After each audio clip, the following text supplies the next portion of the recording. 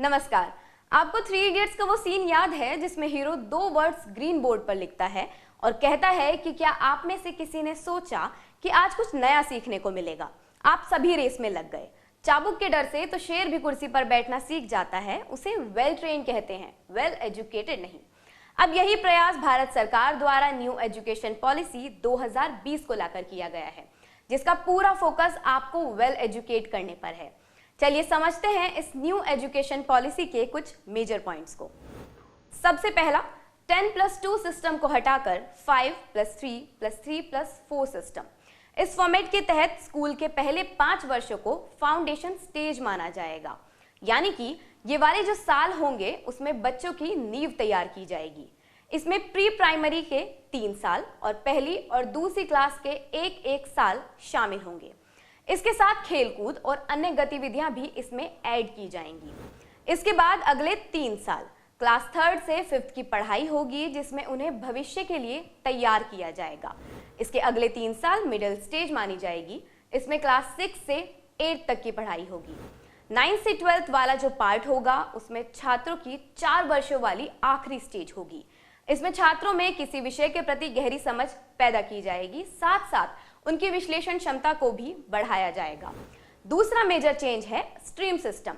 जैसा कि हम सभी जानते हैं, अभी 3 स्ट्रीम होती हैं, साइंस, आर्ट्स और कॉमर्स। लेकिन नई एजुकेशन पॉलिसी में ऐसा नहीं होगा। इसका मतलब है कि अगर आर्ट्स का कोई स्टूडेंट फिजिक्स पढ़ना चाहता है तो वो पढ़ सकेगा, या फिर कॉमर्स का कोई स्टूडेंट अगर हिस्ट्री पढ़ना चाहता है तो उसके पास ये वाला ऑप्शन भी मौजूद रहेगा। मातृभाषा में होगी पढ़ाई।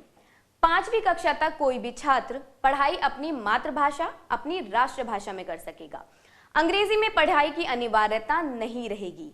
आसान शब्दों में कहें तो लोकल भाषा में पढ़ाई कर सकेंगे। प्रैक्टिकल नॉलेज पर फोकस रहेगा। 6th क्लास में पहुंचने के बाद छात्रों को कंप्यूटर कोडिंग सीखने का मौका मिलेगा।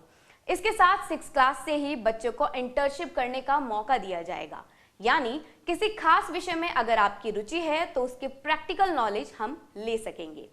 ये थी स्कूल की बात। अब समझते हैं कि कॉलेज के लिए क्या बदलाव किए गए हैं। Common aptitude test. कॉलेज में एडमिशन के लिए कॉमन एप्टीट्यूड टेस्ट होगा। मतलब अगर 12th में बोर्ड में मार्क्स कम आए हैं और कट ऑफ से एडमिशन नहीं मिल पा रहा है तो छात्रों के पास कैट कॉमन एप्टीट्यूड टेस्ट देने का मौका होगा। फिर मार्क्स जोड़कर एडमिशन हो सकेगा। मल्टीपल एंट्री और एग्जिट सिस्टम। नई शिक्षा नीति में multiple entry and exit system को अपनाया गया है।